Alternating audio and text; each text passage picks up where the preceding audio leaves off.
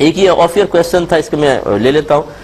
ایک بھائی نے پوچھا تھا کہ یہ یا رسول اللہ کہنا کیسا ہے؟ بہت سے لوگ اس سے منع کرتے ہیں کہ یہ کفر ہے، یہ شرک ہے، اس کی کیا شرعی حیثیت ہے، کہہ سکتے ہیں یا نہیں کہہ سکتے ہیں؟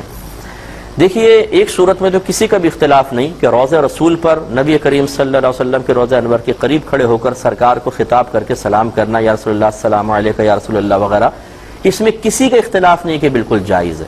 اس میں اختلاف کرنے والا یہ بے وقوف ہوگا، کیونکہ میرے آقا صلی اللہ علیہ وسلم نے خود قبرستان میں جب تشریف لے گئے تو آپ نے مردوں کو مخاطب کرتے ہوئے ارشاد فرمایا، السلام علیکم یا اہل القبور، اے قبر والو تم پر سلامتی ہو. یا اہل القبور، یا اہل القبر نہیں فرمایا، ایک قبر والے کو مخاطب نہیں کیا بلکہ تمام قبرستان کی قبور کو. اس سے معلوم ہوا، اور پھر یہ دوسری بخاری کی روایت بھی ہے، سرکار صلی اللہ علیہ وسلم فرماتے ہیں کہ جب تم مردوں کو سلام کرتے ہو وہ سلام کا جواب دیتے ہیں لیکن تمہیں اس کا شعور حاصل نہیں ہوتا. اس کا مطلب اگر آپ سلام کرتے ہیں، انہیں مخاطب کرتے ہیں، وہ سن بھی رہے ہیں بلکہ جواب بھی دیتے ہیں. تو لہذا روضہ انور پر نبی کریم صلی اللہ علیہ وسلم کی بارگاہ میں گزارشات کرنا، آپ کو مخاطب کرنا، اس میں تو کسی کا اختلاف نہیں کہ بالکل جائز ہے. اختلاف اس بات میں ہو سکتا ہے کہ دور سے، ہزاروں میل دور سے اگر کوئی نبی کریم صلی اللہ علیہ وسلم کو یا رسول اللہ کہتا ہے اور عقیدہ یہ رکھتا ہے کہ سرکار میری آواز سن رہے ہیں، تو اس میں کیا کچھ قباحت ہے یا نہیں ہے.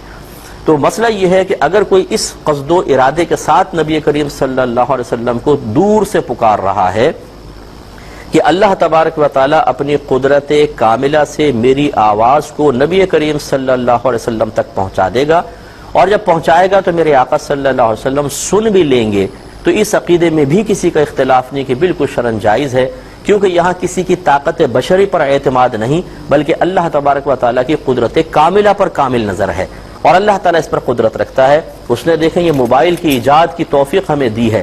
آپ ابھی کال ملائیں، امریکہ کے اندر ایک سیکنڈ بھی نہیں گزرنے پائے گا کہ وہاں سے ایک شخص آپ سے کلام شروع کر دے گا.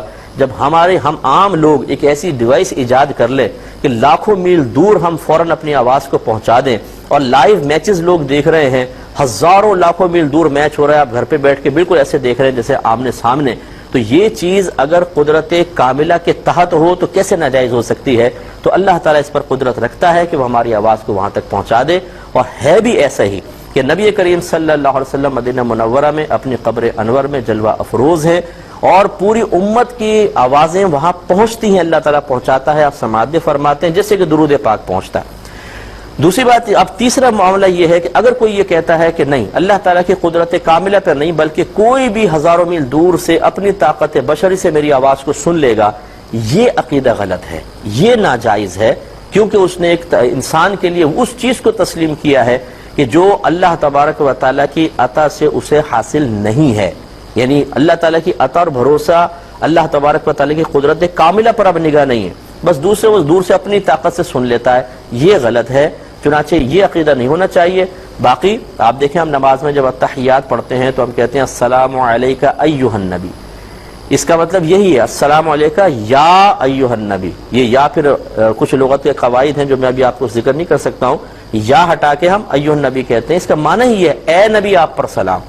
اب اگر دور سے نبی کریم صلی اللہ علیہ وسلم کو خطاب کرنا مطلقاً ناجائز ہوتا تو پھر اللہ تبارک و تعالیٰ التحیات کو نماز میں واجب قرار نہ دے دیتا کہ یہاں تو خطاب رسول صلی اللہ علیہ وسلم یعنی ہمیں ہمارا سرکار کو مخاطب کرنا واجب ہے گویا کہ.